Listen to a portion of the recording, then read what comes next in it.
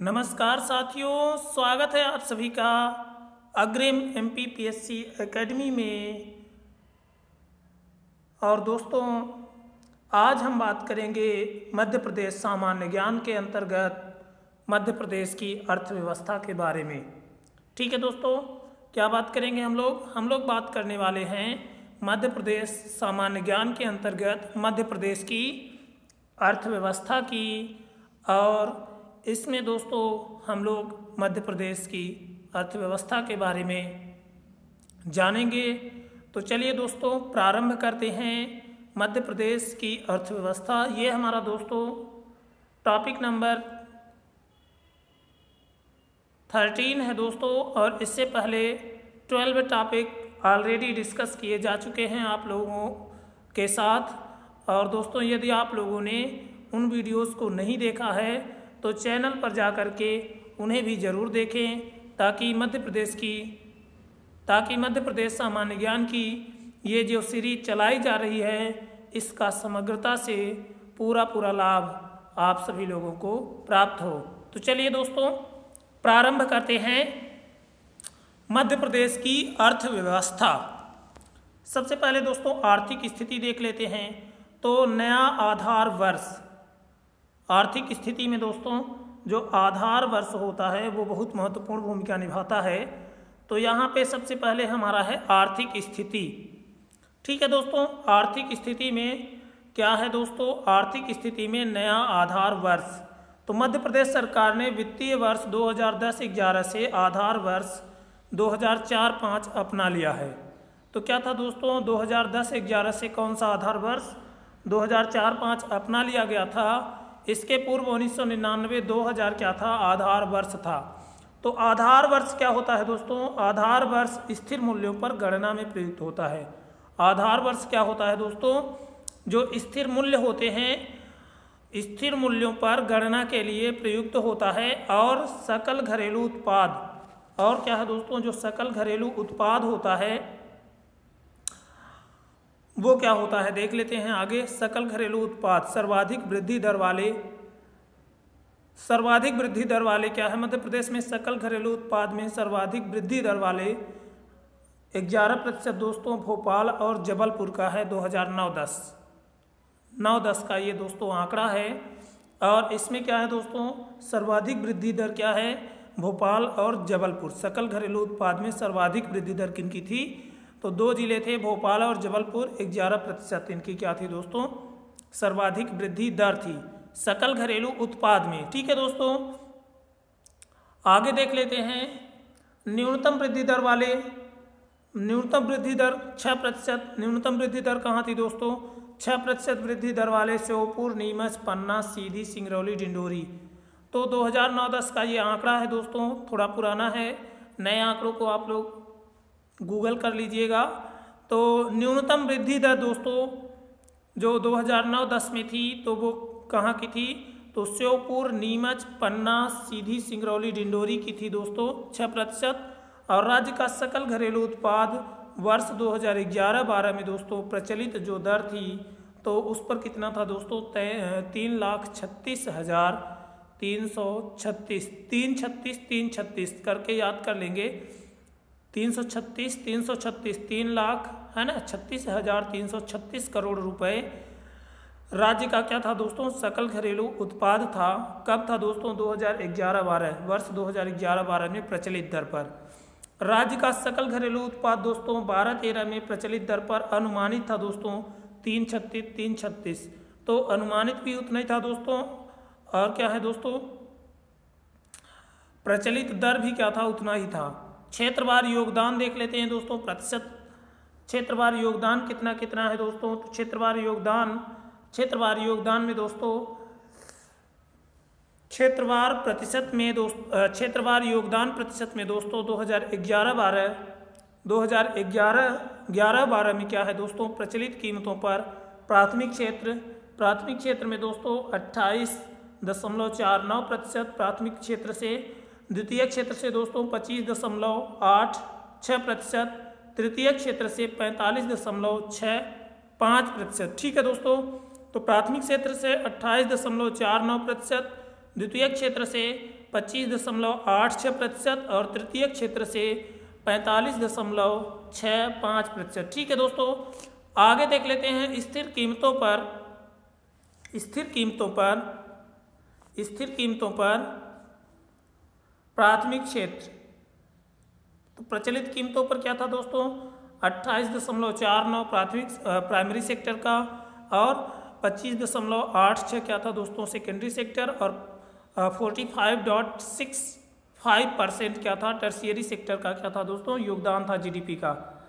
और दोस्तों स्थिर कीमतों पर प्राथमिक क्षेत्र का योगदान 23.45%, द्वितीय क्षेत्र का 29.38% और तृतीय क्षेत्र का 47.17% योगदान स्थिर कीमतों पर था। तो प्रति व्यक्ति आय दोस्तों 2009-10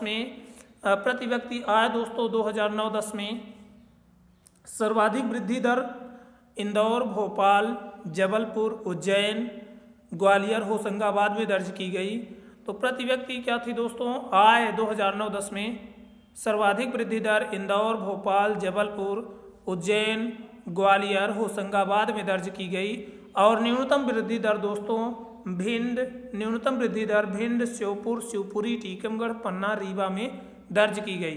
तो सर्वाधिक वृद्धि दर दोस्तों प्रति व्यक्ति आय में सर्वाधिक वृद्धि दर 2009-10 में इंदौर, भोपाल, जबलपुर, उज्जैन, ग्वालियर, होशंगाबाद और न्यूनतम वृद्धि दर दोस्तों भिंड, शिवपुरी, टीकमगढ़, पन्ना, रीवा में दोस्तों दर्ज की गई। आगे है दोस्तों प्रति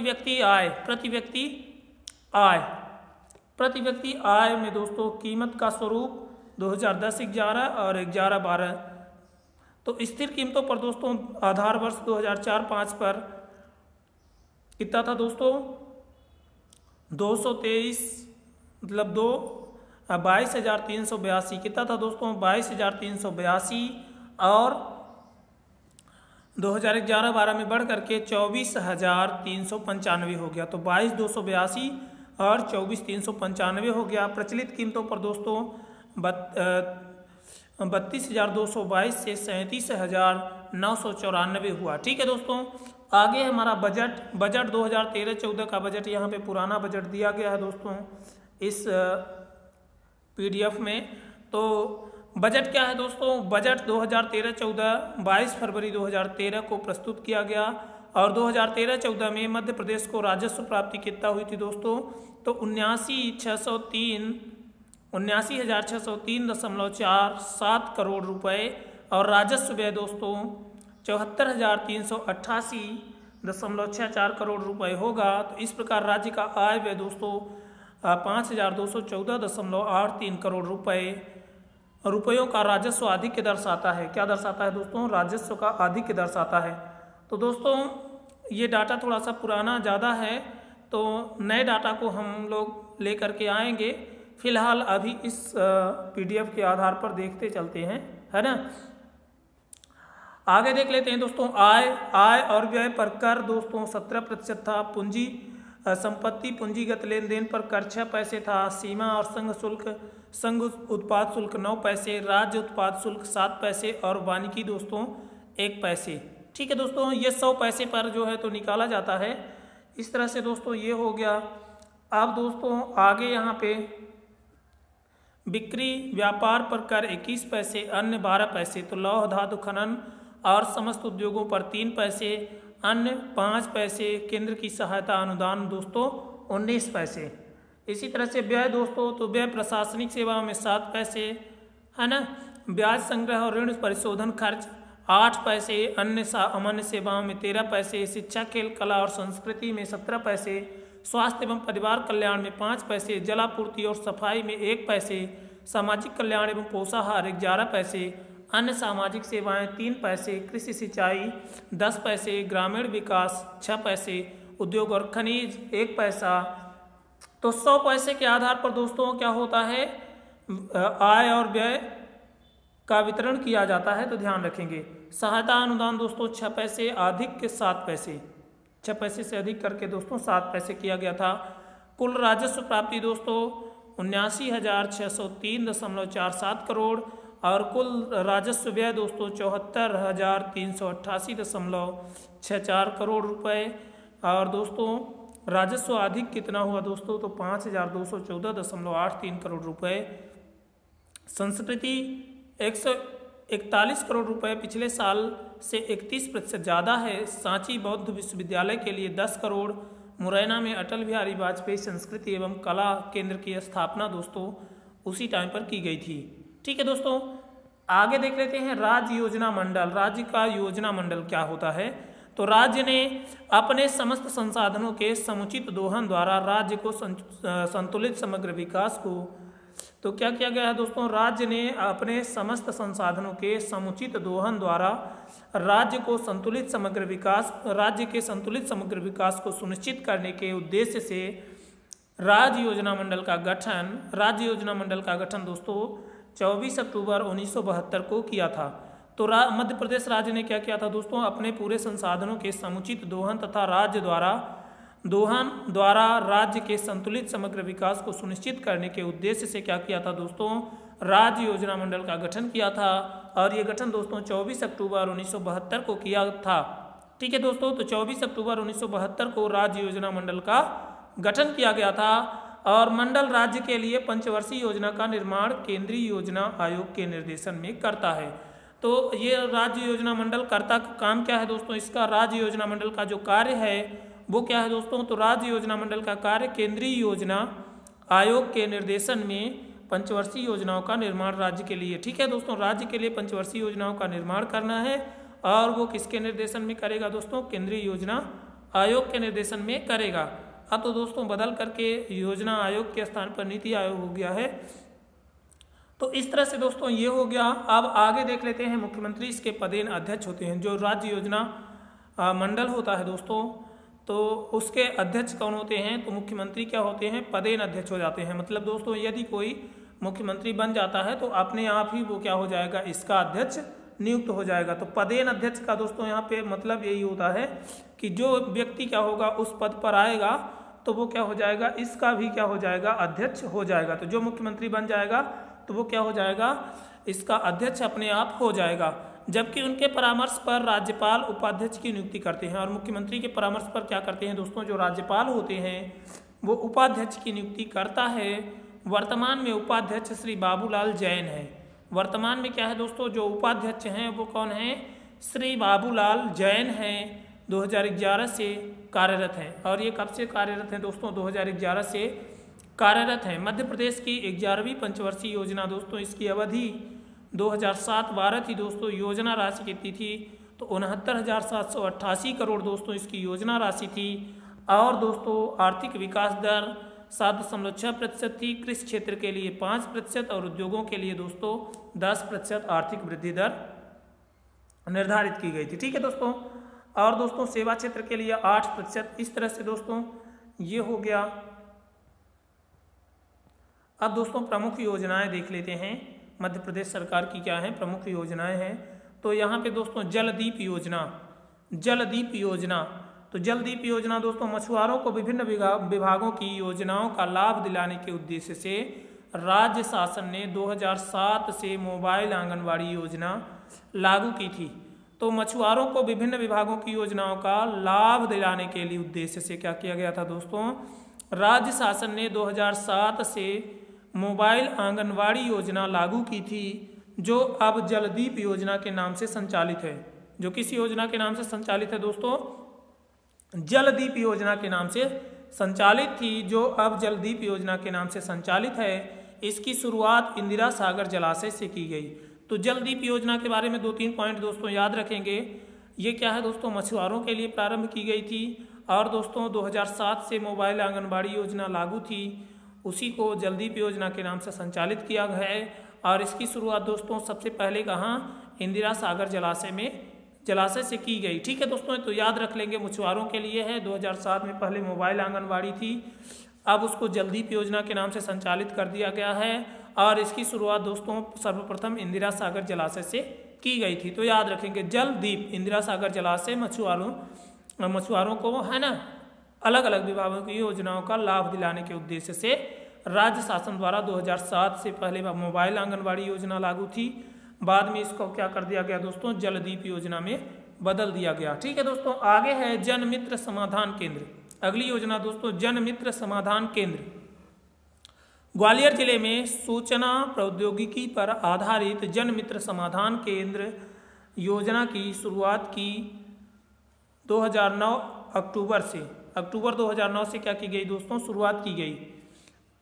तो जन मित्र समाधान योजना दोस्तों ग्वालियर जिले में सूचना प्रौद्योगिकी पर आधारित जन मित्र समाधान केंद्र योजना की शुरुआत 2009 अक्टूबर से की गई और दोस्तों 12 विभागों की 53 सेवाएं इसके तहत उपलब्ध कराई जा रही हैं। तो 12 विभागों की 53 सेवाएं जन मित्र समाधान है ना केंद्र द्वारा उपलब्ध कराई जा रही हैं। इसे अब मध्य प्रदेश सरकार ने राज्य स्तर पर लागू करने का निर्णय लिया है और मध्य प्रदेश सरकार ने इसको क्या किया है, पूरे राज्य स्तर पर लागू करने का निर्णय ले लिया है। अगली योजना है दोस्तों गोकुल ग्राम योजना। क्या है दोस्तों, गोकुल ग्राम योजना। तो गोकुल ग्राम योजना दोस्तों गांवों के आधारभूत अधोसंरचनात्मक विकास के उद्देश्य से गांवों के आधारभूत अधोसंरचनात्मक विकास के उद्देश्य से 25 सितंबर 2004 को इस योजना का शुभारंभ भोपाल के निकट अकबरपुर ग्राम पंचायत के सलैया ग्राम से किया गया। तो अकबरपुर ग्राम पंचायत के सलैया ग्राम से क्या किया गया दोस्तों, गोकुल ग्राम योजना का प्रारंभ किया गया और इस योजना के द्वारा दोस्तों गांवों के आधारभूत अधोसंरचना इस योजना का उद्देश्य जो था दोस्तों वो क्या था, गांवों के आधारभूत अधोसंरचना के विकास के उद्देश्य से क्या किया गया था दोस्तों, इस योजना को लाया गया था। और दोस्तों 25 सितंबर 2004 से इस योजना को क्या किया गया था दोस्तों, शुभारंभ किया गया था और वो भोपाल से किया गया था। ठीक है दोस्तों, इस योजना के अंतर्गत सभी आधारभूत सुविधाएं गांवों में जुटाई जाएंगी और इस योजना के गोकुल ग्राम योजना के तहत दोस्तों जो गांव थे उनमें क्या था दोस्तों, जो सभी आधारभूत सुविधाएं थी उनको गांवों में क्या किया जाएगा दोस्तों, जुटाया जाएगा, मतलब लाया जाएगा। दीनदयाल रोजगार योजना बेरोजगार युवाओं को स्वरोजगार की ओर प्रेरित करने तथा बैंकों से ऋण प्राप्त करने के लिए प्रेरित कर स्वरोजगार स्थापित करने के उद्देश्य से 1 अगस्त 2004 से इस योजना का शुभारंभ किया गया। और अयोध्या बस्ती योजना दोस्तों अगली योजना है अयोध्या बस्ती योजना। तो शहरी क्षेत्रों की गंदी बस्तियों में विकास और बुनियादी सुविधाएं उपलब्ध कराने के उद्देश्य से मध्य प्रदेश सरकार द्वारा 1 जनवरी 2005 से इस योजना को लागू किया गया। और सौभाग्यवती योजना अनुसूचित जातियों, जनजातियों एवं गरीब परिवार की कन्याओं के विवाह के लिए मध्य प्रदेश सरकार द्वारा इस योजना के तहत 5,000 रुपये की सहायता राशि प्रदान की जाती है।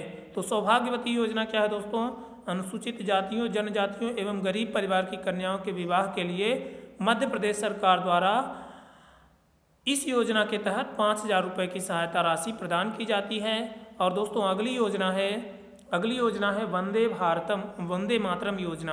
तो केंद्र सरकार द्वारा 14 जनवरी 2004 को घोषित एवं 9 फरवरी 2004 को संचालित इस योजना का उद्देश्य गरीब एवं पिछड़े वर्ग की गर्भवती महिलाओं को स्वास्थ्य संबंधी सुविधाएं उपलब्ध कराना है। तो वंदे मातरम जो योजना है दोस्तों वो माताओं के लिए है, गर्भवती महिलाओं को स्वास्थ्य संबंधी सुविधाएं उपलब्ध कराने के उद्देश्य से 9 फरवरी 2004 को संचालित की गई थी। ठीक है दोस्तों, आगे देख लेते हैं जननी सुरक्षा योजना। जननी सुरक्षा योजना 1 अप्रैल 2005 को की गई।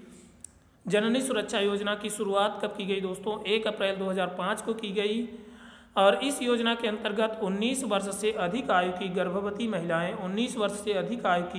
गर्भवती महिलाएं अनुसूचित जाति एवं जनजाति जो निर्धनता रेखा से जीवन व्यतीत कर रही हैं उन्हें निजी अस्पताल में प्रसव कराने पर 1,400 रुपये सरकार की तरफ से दिए जाने का प्रावधान है। तो उन्हें क्या है दोस्तों, निजी अस्पताल में प्रसव कराने पर 1,400 रुपये सरकार की तरफ से दिए जाने का प्रावधान किया गया है। और मुख्यमंत्री पिछड़ा वर्ग स्वरोजगार योजना दोस्तों ये वर्ष 2008-9 में इस योजना की शुरुआत पिछड़ा वर्ग एवं अल्पसंख्यक कल्याण विभाग ने की थी। और इस योजना के अंतर्गत उपरोक्त वर्ग के लोगों को सरकार द्वारा स्वरोजगार स्थापना हेतु 25 लाख रुपए तक की वृत्ति सहायता दी जाने का प्रावधान है। खुशबू परियोजना, इस परियोजना की शुरुआत मध्य प्रदेश के केंद्रीय जेल में कैदियों के सामाजिक पुनर्वास एवं उनके व्यक्तित्व सुधार के लिए की गई है। और इस परियोजना में कैदी का चयन उसके स्वास्थ्य, रुचि एवं उसके दृष्टिकोण के परीक्षण उपरांत किया जाता है। तो क्या है दोस्तों, जो खुशबू परियोजना है तो इसकी शुरुआत प्रदेश के केंद्रीय जेल में जो कैदी हैं उनके सामाजिक पुनर्वास और व्यक्तित्व सुधार के लिए इस योजना की शुरुआत की गई थी। और इस परियोजना में क्या था दोस्तों, कैदी का चयन करके उसके स्वास्थ्य, रुचि एवं उसके दृष्टिकोण के परीक्षण उपरांत किया जाएगा। ठीक है दोस्तों, आगे है अटल बाल आरोग्य एवं पोषण मिशन। अटल बाल आरोग्य एवं पोषण मिशन, इस मिशन की शुरुआत 24 दिसंबर 2010 को की गई है एवं इसका उद्देश्य दोस्तों वर्ष 2015 तक 5 गांवों के सभी बच्चों में गंभीर कुपोषण, 5 गांवों के सभी बच्चों में गंभीर कुपोषण की दर को 12.6% से 5% तक लाना एवं वर्ष 2020 तक पूर्ण रूप से मिटाना है। ठीक है दोस्तों, कुपोषण को 12.6% से 5% तक लाना और 2020 तक पूरी तरह से कुपोषण को समाप्त करना, इसका क्या था दोस्तों, उद्देश्य था। आगे देख लेते हैं दोस्तों, अगली योजना है जयप्रकाश नारायण सम्मान निधि योजना। जयप्रकाश नारायण सम्मान निधि योजना 1 अप्रैल 2008 से प्रारंभ। इस योजना के तहत मीसाबंदियों को प्रतिमा प्रदान की जाती है। तो जो मीसाबंदी है दोस्तों उनको क्या दी जाती है, प्रतिमा सम्मान निधि देना है। इसके तहत 1 से 6 माह की अवधि के बीच बंदी मीसाबंदियों को 3,000 जबकि 6 माह से अधिक मीसाबंदियों को 6,000 रुपये प्रति माह सम्मान निधि दी जाती है। ठीक है दोस्तों, आगे है मुख्यमंत्री मजदूर सुरक्षा योजना। मुख्यमंत्री मजदूर सुरक्षा योजना तो असंगठित खेतिहर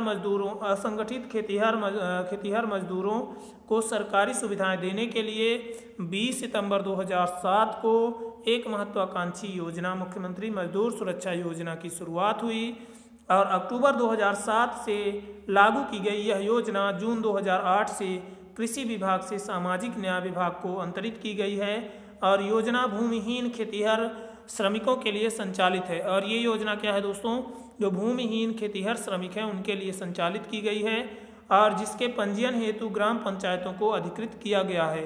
और इसके पंजीयन के लिए क्या किया गया है दोस्तों, जो ग्राम पंचायतें हैं उनको अधिकृत किया गया है। योजना के अंतर्गत प्रसूति सहायता, छात्रवृत्ति, मेधावी छात्र पुरस्कार, विवाह सहायता, चिकित्सा सहायता एवं दुर्घटना मृत्यु की स्थिति में अनुग्रह सहायता दिए जाने का प्रावधान है। योजना अंतर्गत कन्या के विवाह हेतु 50,000 रुपये तथा आयोजक को 1 लाख रुपये देने का प्रावधान है। चिकित्सा दुर्घटना में उपचार हेतु हितग्राही को 20,000 रुपये तक प्रति परिवार प्रति वर्ष तक स्वीकृत किए जाते हैं।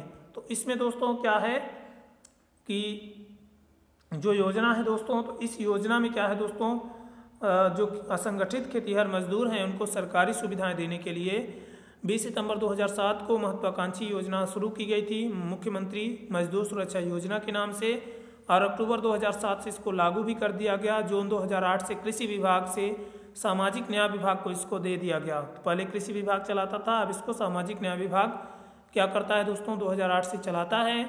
और योजना क्या है दोस्तों, भूमिहीन खेतिहर श्रमिकों के लिए संचालित है और इसके पंजीयन हेतु ग्राम पंचायतों को अधिकृत किया गया है। योजना के अंतर्गत प्रसूति सहायता, छात्रवृत्ति, मेधावी छात्र पुरस्कार, विवाह सहायता, चिकित्सा सहायता, दुर्घटना मृत्यु की स्थिति में अनुग्रह सहायता दिए जाने का प्रावधान है। और कन्या के विवाह हेतु दोस्तों 50,000 रुपये तथा आयोजक को 1 लाख रुपये देने का प्रावधान है। चिकित्सा दुर्घटना में उपचार हेतु हितग्राही को 20,000 रुपये तक प्रति परिवार प्रति वर्ष तक स्वीकृत किए जाते हैं। याद रखेंगे दोस्तों, उषा किरण योजना अगली योजना है। उषा किरण योजना महिलाओं एवं बच्चों 18 वर्ष से कम आयु के बालक एवं बालिका को घरेलू हिंसा से बचाने के लिए घरेलू हिंसा से महिला संरक्षण अधिनियम 2006 के तहत राज्य सरकार द्वारा उषा किरण योजना चलाई जा रही है। 2008 से प्रारंभ है दोस्तों जवाहरलाल नेहरू राष्ट्रीय शहरी नवीनीकरण मिशन। ठीक है दोस्तों, उसके तहत ये उषा किरण योजना चलाई जा रही है।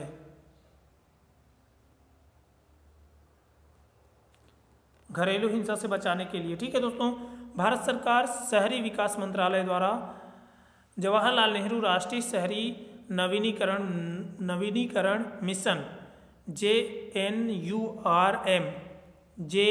JNURM दोस्तों, भारत सरकार शहरी विकास मंत्रालय तथा आवास और शहरी गरीबी उपशमन मंत्रालय द्वारा माह दिसंबर 2005 से दोस्तों लागू है। और मध्य प्रदेश में नगरवार स्वीकृत परियोजनाएं कौन कौन सी हैं दोस्तों, तो नाम भोपाल में दोस्तों 11 स्वीकृत परियोजनाएं हैं, इंदौर में 19, जबलपुर में 6, उज्जैन में 2, कुल 38 परियोजनाएं हैं दोस्तों। आगे दोस्तों, मुख्यमंत्री अन्नपूर्णा योजना 26 अप्रैल 2008 को गरीब नागरिकों के लिए सस्ते मूल्य पर अनाज वितरण की महत्वपूर्ण योजना मुख्यमंत्री अन्नपूर्णा योजना का शुभारंभ किया गया दोस्तों 26 अप्रैल 2008 को। और योजना के तहत BPL परिवारों को 3 रुपये किलो गेहूं तथा 4.5 रुपये किलो चावल दिया जाता है। और अगली योजना दोस्तों, विक्रमादित्य निःशुल्क शिक्षा योजना, राज्य सरकार द्वारा 2012 सामान्य वर्ग के निर्धन परिवारों के विकास और कल्याण की दिशा में सामान्य निर्धन वर्ग कल्याण आयोग गठित कर आयोग की अनुशंसा पर विक्रमादित्य निःशुल्क शिक्षा योजना लागू की गई है। और इसमें गरीबी रेखा से नीचे के उन निर्धन विद्यार्थियों को स्नातक स्तर पर निःशुल्क शिक्षा प्रदान करना है जिन्होंने 12वीं बोर्ड परीक्षा में 60% से अधिक अंक प्राप्त किए हैं। ठीक है दोस्तों, तो जो 60% से अधिक अंक प्राप्त किया है तो उसको इस योजना का लाभ मिलेगा। आगे दोस्तों, और अभिभावकों की वार्षिक आय 42,000 से कम हो।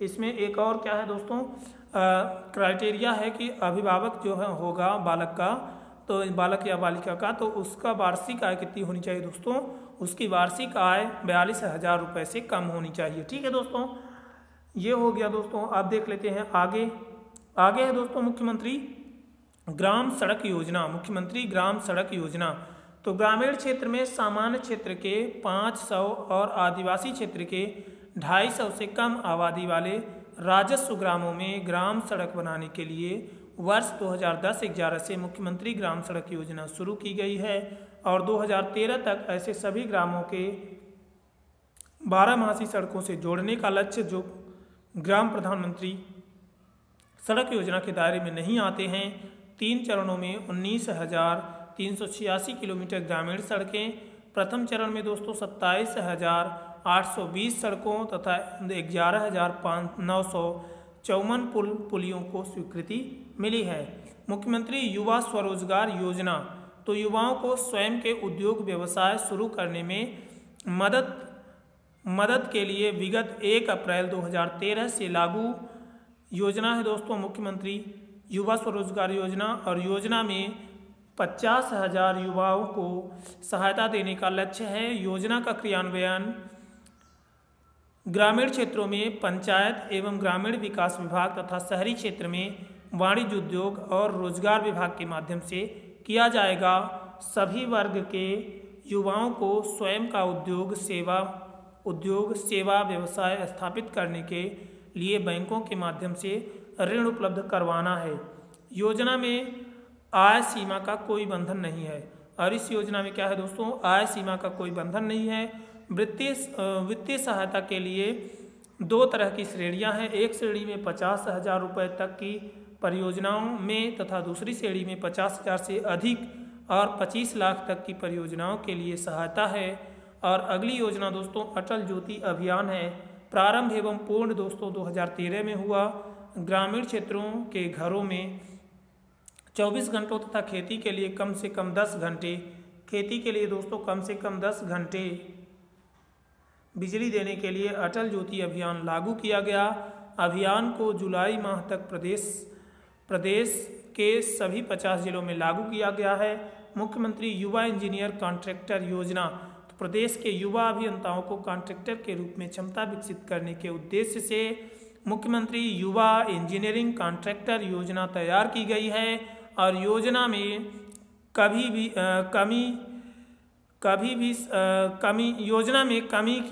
भी संकाय के इंजीनियरिंग के डिग्रीधारी 500 युवा अभियंता को 60 माह का प्रशिक्षण इंटर्नशिप दिया जाएगा। और प्रशिक्षण अवधि में स्नातक अभियंता को 5,000 रुपये प्रति माह मानदेय दिया जाएगा। मैदानी प्रशिक्षण के समय मैदानी भत्ते के रूप में 2,000 रुपये प्रति माह अतिरिक्त दिया जाएगा। और दोस्तों महत्वपूर्ण बिंदु अब देख लेते हैं आगे। तो महत्वपूर्ण बिंदु दोस्तों, सरदार वल्लभ भाई पटेल निःशुल्क दवा वितरण योजना जबलपुर से 17 नवंबर 2013 को प्रारंभ की गई। और राज्य में पंडित दीनदयाल उपाध्याय के नाम पर 5 योजनाएं संचालित हैं। तो राज्य में क्या है दोस्तों, जो पंडित दीनदयाल उपाध्याय जी हैं उनके नाम पर 5 योजनाएं संचालित हैं। और वर्ष 2010-11 मध्य प्रदेश परिवार कल्याण वर्ष घोषित किया गया है। और सर्वाधिक रोजगार सृजित करने वाले छोटे उद्योगों के लिए 5, 3 और 2 लाख रुपए के दत्तोपंत ठेगड़ी पुरस्कार योजना भी शुरू की गई है। ठीक है दोस्तों, आप देख लेते हैं मध्य प्रदेश सरकार द्वारा संचालित योजनाओं को चार्ट के द्वारा दोस्तों। तो सबसे पहले दोस्तों लाडली लक्ष्मी योजना है। छिंदवाड़ा, जबलपुर, बैतूल प्रथम 3 जिले हैं दोस्तों इस योजना के। और इसकी प्रारंभ तिथि दोस्तों 2007 से प्रारंभ हुआ था। लिंगानुपात में सुधार जो इसका मुख्य उद्देश्य था दोस्तों, तो वो क्या था, लिंगानुपात में सुधार। और 5 वर्ष तक 6,000 रुपये के बचत पत्र, कुल 30,000 रुपये भुगतान। 6वीं में 2,000, 9वीं में 4,000, 11वीं में 7,500 और दोस्तों 2 वर्ष तक रुपये 200 प्रति माह। और 12वीं में दोस्तों 21 वर्ष की आयु एक मुश्त राशि इसमें दी जाएगी। तो अन्य प्रावधान दोस्तों, 2 बच्चियों को लाभ मिलेगा, एक दंपति के 2 बच्चियों को लाभ मिलेगा। गांव की बेटी 2005, गांव की बेटी सभी प्रथम श्रेणी उत्तीर्ण छात्राओं को 500 रुपये प्रति माह दिया जाएगा, गांव की बेटी योजना। तो गांव की बेटी 2005 में प्रारंभ हुई हो दोस्तों। और इसमें प्रावधान क्या किया गया, गांव की बेटी सभी प्रथम श्रेणी उत्तीर्ण छात्राओं का रुपये 500 प्रति माह दिया जाएगा। और मुख्यमंत्री कन्यादान योजना दोस्तों 2006 में सामूहिक विवाह में गरीब तलाकशुदा कन्याओं के विवाह हेतु 15,000 प्रति कन्या दिया जाएगा। और दीनदयाल समर्थ योजना 2004 से प्रारंभ हुई दोस्तों। और इसमें निःशक्तों का पुनर्वास किया जाएगा। उषा किरण योजना 2008 में प्रारंभ हुई दोस्तों। घरेलू हिंसा के विरुद्ध महिला संरक्षण एक्ट 2006 के तहत लाया गया था इसको। और दीनदयाल अंत्योदय उपचार मिशन दोस्तों 2004 में लाया गया। और व्यक्ति को 20,000 तक निःशुल्क चिकित्सा सुविधा प्रदान की जाएगी। कुशाभाऊ ठाकरे पेंशन योजना 2008 में लाई गई। और समस्त BPL कार्डधारी इसके पात्र होंगे। 50,000 तक वार्षिक आय वाले परिवार इसमें शामिल होंगे। शहरी क्षेत्रों में 5 लाख तक की अचल संपत्ति या ग्रामीण क्षेत्रों में 5 एकड़ तक कृषि भूमि। आयु की सीमा, आयु पात्रता इसकी है 21 से 40 वर्ष। बलराम ताल योजना 2007 से प्रारंभ की गई दोस्तों। और खेत में तालाब निर्माण पर 50,000 या 25% राशि की सब्सिडी दोस्तों। और पंच परमेश्वर योजना के तहत दोस्तों पंचायतों को विभिन्न योजनाओं की राशि एक जाय निधि से देना दोस्तों। और ये 2011 में प्रारंभ हुई। विजया राजे जननी कल्याण बीमा योजना 2007 में प्रारंभ हुई। और संस्थागत प्रसव को बढ़ावा देना। और दोस्तों प्रसव के समय 1,000 रुपये की राशि भी प्रदान की जाना। अब दोस्तों अगला हमारा टॉपिक है दोस्तों मध्य प्रदेश की कृषि। और इसकी बात हम लोग दोस्तों करेंगे अगले टॉपिक में, अगले सेशन में। तो दोस्तों यदि आप लोगों को ये वीडियो अच्छा लगे तो वीडियो को लाइक, शेयर और चैनल को सब्सक्राइब करना ना भूलें। और दोस्तों कमेंट बॉक्स में ये भी बताने का प्रयास करें कि ये वीडियो आप लोगों के लिए और किस तरह से उपयोगी बनाया जा सकता है। धन्यवाद दोस्तों, जय हिंद।